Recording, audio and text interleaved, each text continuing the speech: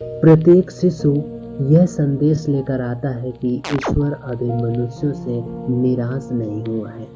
रविंद्रनाथ टैगोर जी की इस क्वाइट के साथ आज का जीवन धारा पॉडकास्ट की शुरुआत करते हैं। दोस्तों, आज का विषय है शरीर से इतर भी आपका अस्तित्व है।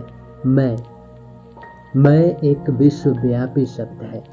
बच्चों से लेकर बूढ़े तक और मूर्ख से लेकर बुद्धिमान तक सभी इसका प्रयोग करते हैं। मैं खाता हूँ, मैं सोता हूँ, मैं दुखी हूँ, मैं जीता हूँ। ये शब्द इतने अधिक प्रयोग होता है कि साधारण पुरुष को तो ये भी विचार नहीं होता कि इसमें किस प्रकार की विशेषता है।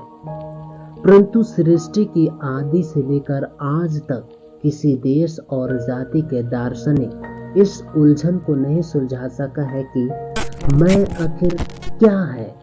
इस मैं शब्द का वाच्य कौन सा पदार्थ है। हम जिसको मैं कहते हैं, मैं किसका नाम है।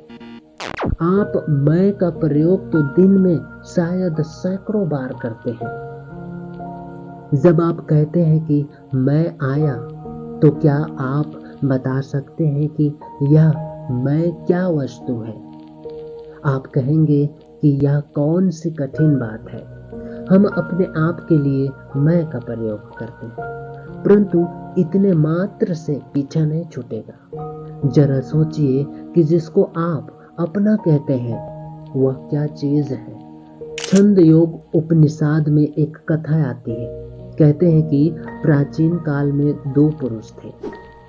एक का नाम था विरोचन और दूसरा का नाम इंद्र। इन दोनों के हृदय में भी यही प्रश्न उठा और वो आचार्य प्रजापति के पास पहुंचे और प्रश्न किए कि मैं क्या हूँ। अब प्रजापति उत्तर देने से पहले उनकी योग्यता की परीक्षा लेना चाहते थे। इसीलिए आचार्य प्रजापति ने उन्हें कहा कि थाली में पानी भर लो और अपना मुख उसमें देखो।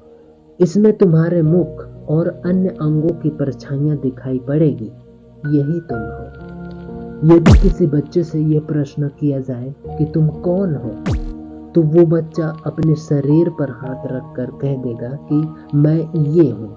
यदि इससे पूछा जाए कि क्या तुम अपने को देख सकते हो, तो वो बच्चा झट से दर्पण लाएगा और अपने को देखने लगेगा और कहेगा कि मैं ऐसा हूँ। यही हाल विरोच और इंद्र का है।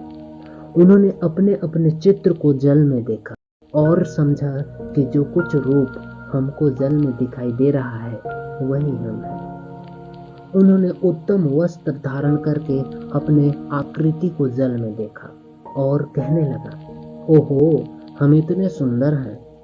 जब प्रजापति ने उनकी खुशियां को देखी तो सोचने लगा कि ये दोनों कैसा मूर्ख है, जो वस्त्र और आभूषण की प्रतिछाया को ही अपना स्वरूप समझ बैठे हैं। मान लीजिए कि मेरे हाथ की अंगुली कट गई है। मैं समझूंगा कि मेरे शरीर में कुछ क्षति हो गई है, परंतु क्या मेरा ये भाव होगा कि मैं कट गया। कल्पना कीजिए कि अंगुली के कटने पर डॉक्टर ने उपचार करके मेरा घाव को चंगा कर दिया, ठीक कर दिया। अब कोई पीड़ा नहीं है, न मैं कोई ऐसा कार्य कर रहा हूँ जिसमें उस अंगुली की आवश्यकता पड़े। तो क्या मैं ये समझूंगा कि अब अधूरा हो गया, पहले संपूर्ण था?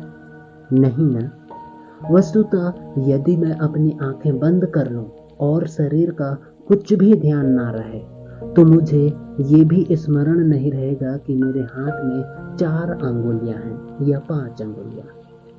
इन बातों से स्पष्ट है कि मैं शरीर नहीं हूँ, किंतु शरीर से इतर कोई वस्तु है। ब्रह्म जीव पर दया करती है और जीव बिना ब्रह्म के आनंदित नहीं हो सकता। इसलिए जीव में एक आंतरिक प्रवृत्ति होती है कि वह ब्रह्म को प्राप्ति के लिए उत्सुक हो। यह प्रवृत्ति उसकी आंतरिक प्रवृत्ति है।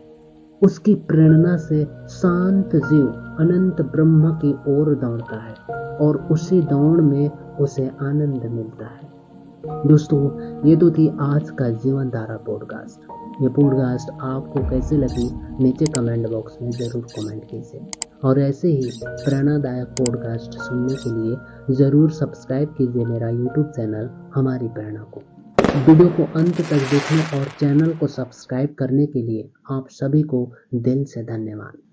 किसी नए इंटरेस्टिंग टॉपिक्स के साथ आपसे फिर मुलाकात होगी। तब तक के लिए बने रहें हमारे प्रेरणा के साथ। धन्यवाद।